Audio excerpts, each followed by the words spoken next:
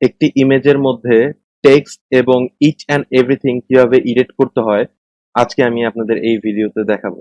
তো আজকে আমি বেছে নিয়েছি, আমি একটা ফ্লায়ার টেমপ্লেট বেছে নিয়েছি এডিট করার জন্য। তো এই ফ্লায়ার টেমপ্লেটটি আমি আজকে আপনাদের এডিট করে দেখাবো। তো আজকের ভিডিওটা যদি আপনাদের পছন্দ হয়ে থাকে অবশ্যই একটি লাইক করবেন আমার ভিডিওতে এবং সাবস্ক্রাইব করে পাশে থাকা বেল আইকনটি প্রেস করে দিবেন। তো no further delay, let's jump into the video. তো আপনারা প্রথমে চলে যাবেন গুগল ক্রোমে আসার পর এখানে লিখবেন আপনারা canva.com। তো canva.com এ লিখে এন্টারে চাপ দিবেন। এন্টারে চাপ দেওয়ার পরে কিন্তু আপনারা ক্যানভার যে অফিসিয়াল ওয়েবসাইটটি আছে ওখানে চলে আসবেন। চলে আসার পর উপরে দেখতে পারবেন আপনারা সাইন আপ নামের একটা অপশন আছে। তো সাইন আপের এখানে ক্লিক করবেন। ক্লিক করার পর আপনারা উপরে দেখতে পারবেন যে কন্টিনিউ উইথ গুগল নামের একটা অপশন আছে। তো কন্টিনিউ উইথ গুগলে ক্লিক করবেন। ক্লিক করার পর আপনাদের যে গুগল অ্যাকাউন্টটি আছে গুগল অ্যাকাউন্টটি চলে আসবে। চলে আসার পর এখানে ক্লিক করে দিবেন।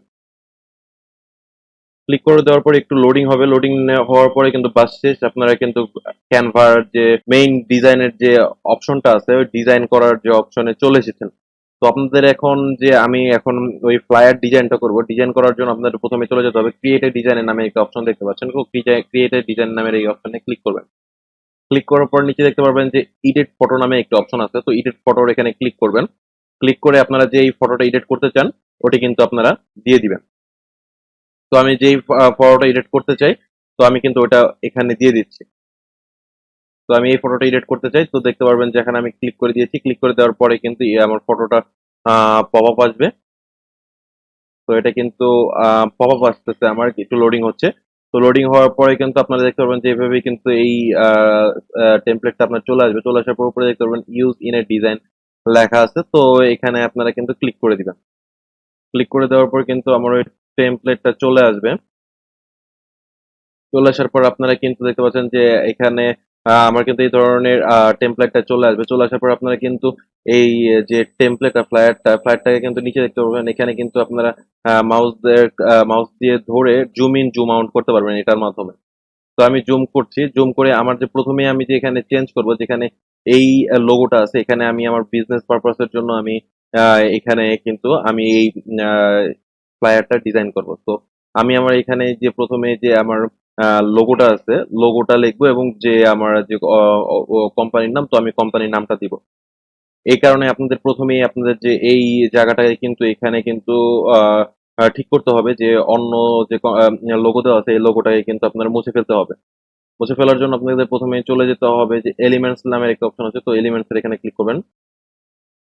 ক্লিক করার পরে দেখতে পারবেন নিচের দিকে চলে আসবে লাইন অ্যান্ড শেপ নামের অপশন। তো এখানে সিওলে দিবেন। সিওলে দেওয়ার পরে এখান থেকে শেপস এর যে অপশনটা আছে শেপস এর যে অপশনটা আছে এখানে কিন্তু আপনি টেনে নিয়ে আসবেন। টেনে নিয়ে আসার পর আপনারা দেখতে পারবেন উপরে এই যে কালার, এখানে দেখতে পাবেন এখানে মাউস রাখার পরে কালার নামের অপশনটা চলে এসেছে। কালারে এখানে ক্লিক করবেন।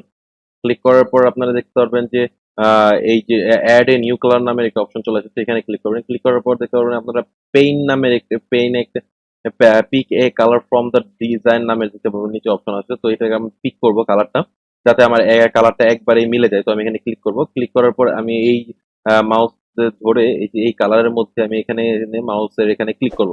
ক্লিক করার পর দেখতে পারবেন যে আমার এই কালারটা সাথে কিন্তু ম্যাচ হয়ে গেছে। এই এটাকে আমি এখন যদি মাউস দিয়ে ধরে যে কোনো জায়গায় কিন্তু নিয়ে যেতে পারি। যে কোনো জায়গায় নিয়ে যেতে পারি। তো আমি এটাকে রিসাইজ করব। রিসাইজ করে এই লেখাটার উপরে কিন্তু এনে এই লেখাটার উপরে ছেড়ে দিব। তো দেখতে পাচ্ছেন যে আমার লেখাটা কিন্তু রিমুভ হয়ে গেছে ১ মিনিটের মধ্যেই। তো এখানে কিন্তু এখন আমি আমার কোম্পানির যে লোগোটা আছে লোগোটা কিন্তু এখন দিতে যাচ্ছি। এর কারণে আমার কিন্তু এখন যেতে হবে আপলোড সেকশনে। তো আমি এখানে আপলোড সেকশনে যাব। আপলোড সেকশনে আসার পর এখানে ক্লিক করে আপলোড ফাইল নামের একটা অপশন দেখতে পাচ্ছেন। আপলোড ফাইলের এখানে ক্লিক করব। ক্লিক করার পরে আমার যে লোগোটা আছে ওই লোগোটা কিন্তু আমি এখান থেকে আমার সিলেক্ট করে দিচ্ছি। সিলেক্ট করে দেওয়ার পর কিন্তু দেখতে পাচ্ছেন যে এই যে লোগোটা কিন্তু আপলোড হয়ে যাচ্ছে আমার। সো আপলোড হয়ে যাওয়ার কমপ্লিট হয়ে যাওয়ার পরে এই ছবিটার মধ্যে আমি ক্লিক করব। ক্লিক করে টেনে আমার কিন্তু এখানে নিয়ে আসবো আমি। নিয়ে আসার পর এখানে ছেড়ে দিব। ছেড়ে দেওয়ার পর আমি এই লেখাটাকে এখানে আমি জুম আউট করব। জুম আউট করার পরে এই লেখাটা এই যে লোগোটা আছে এই লোগোটাকে রিসাইজ করব। রিসাইজ করার পরে একটা সুন্দর জায়গা দেখে আমি কিন্তু এই লোগোটাকে এখানে এই দেখতে পাচ্ছেন এই মিডলে যদি আমি থাকে আমার যে ফ্লায়ারটা মিডলে আনার পরে কিন্তু দেখতে পারবেন যে একটা লাইন দেখতে পাচ্ছেন কিনা আপনারা। আমি দেখা যাচ্ছে এই লাইন দেখবেন একটা লাইন শো করছে। যদি মিডলে রাখেন আপনার একটা সোজা একটা লাইন শো করবে। তো এর মাধ্যমে আপনারা বুঝতে পারবেন যে এটা মিডলে আছে। তো মিডলে এনে ছেড়ে দিবেন। তো আমার কিন্তু দেখতে পাচ্ছেন যে অলরেডি হয়ে গিয়েছে। তো এখন দেখতে পাচ্ছেন যে নিচে যে আমার কিছু ছবি আছে ছবিগুলো আমি চেঞ্জ করতে যাচ্ছি। চেঞ্জ করার জন্য আপনারা দেখতে পাবেন জুম করতেছি। আমি জুম করার পরে আমি যদি নিচের দিকে আসি, নিচের দিকে আসার পরে কি আমার এই ফ্রেমগুলো এখানে কিন্তু ছবিগুলো আমার চেঞ্জ করতে হবে। চেঞ্জ করার জন্য আপনারা চলে যাবেন এলিমেন্টস এ। এলিমেন্টস এ আসার পর উপরে যে সার্চ বারটা দেখতে পাচ্ছেন ওখানে লিখবেন আপনারা ফ্রেম।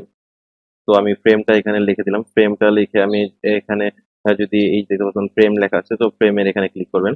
ক্লিক করার পর আপনারা দেখতে পারবেন যে এই যে আমি একটা ছবির যে ইমেজের যে ফ্রেমটা আছে, ইমেজ ফ্রেমটা নিব। ইমেজ ফ্রেমটা নিয়ে এসে এখানে টেনে নিয়ে এসে এখানে ছেড়ে দিব। ছেড়ে দেওয়ার আসার পর আপনারা এখানে রিসাইজ করবেন। আমি রিসাইজ করে নিচ্ছি হালকা।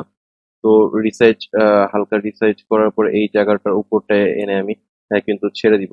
তো রিসার্চ করার পর আপনারা এই আহ, যে ফ্রেমটাকে আমার আরো দুইটা ছবি আছে চেঞ্জ করতে হবে, এই কারণে আপনারা আমি যদি কন্ট্রোল প্লাস দিতে প্রেস করি, কন্ট্রোল প্লাস দিতে প্রেস করার পর দেখুন ডুপ্লিকেট হয়ে যাবে। ডুপ্লিকেট হওয়ার পরে কিন্তু আমি আরেকটা ছবির মধ্যে কিন্তু এনে এটিকে ছেড়ে দিব।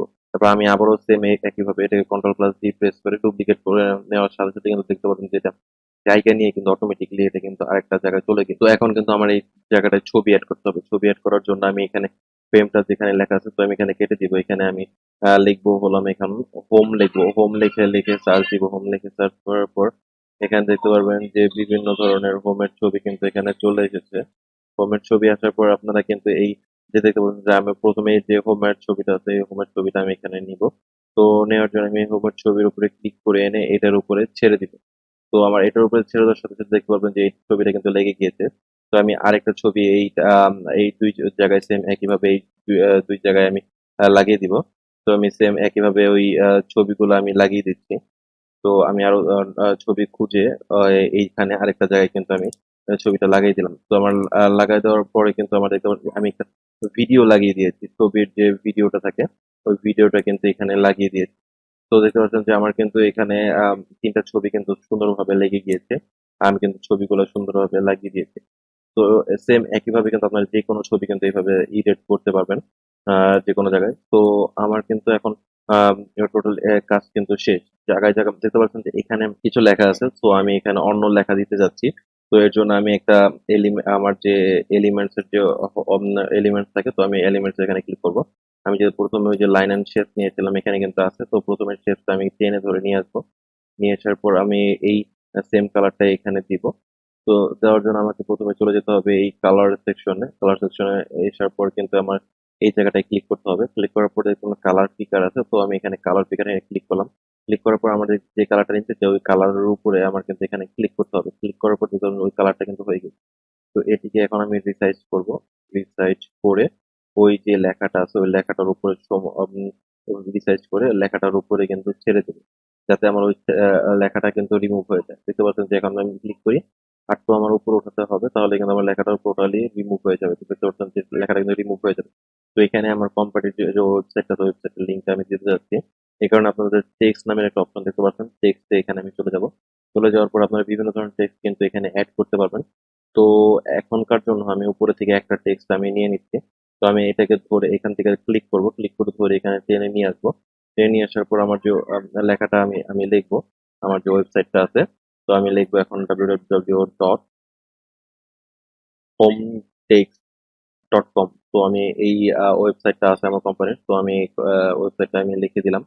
তো এখন আমাকে এটাকে এই ভাবে টেনে আমাকে এটাকে রিসাইজ করতে হবে, কারণ এই লেখাটা বড় হয়ে গেছে। তো আমি যদি একটু রিসাইজ করি, রিসার্চ করার পর এই লেখাটাকে টেনে ধরে আমি একটু যদি ছোট করবো লেখাটা, তো যাতে সুন্দরভাবে এই জায়গাটা অ্যাডজাস্ট হয়।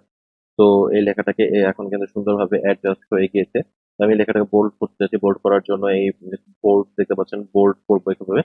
বোল্ড করার পর কিন্তু সুন্দরভাবে লেখাটা হয়ে গেছে। এখন যদি আমি হোয়াইট করতে চাই, হোয়াইট করার জন্য এখানে কালার দেখতে পাচ্ছেন, টেক্সট কালার। তো আমি এখানে ক্লিক করবো। ক্লিক করার পর এখানে হোয়াইট দেখতে পাচ্ছেন, হোয়াইট দিলে পরে কিন্তু হোয়াইট হয়ে যাবে।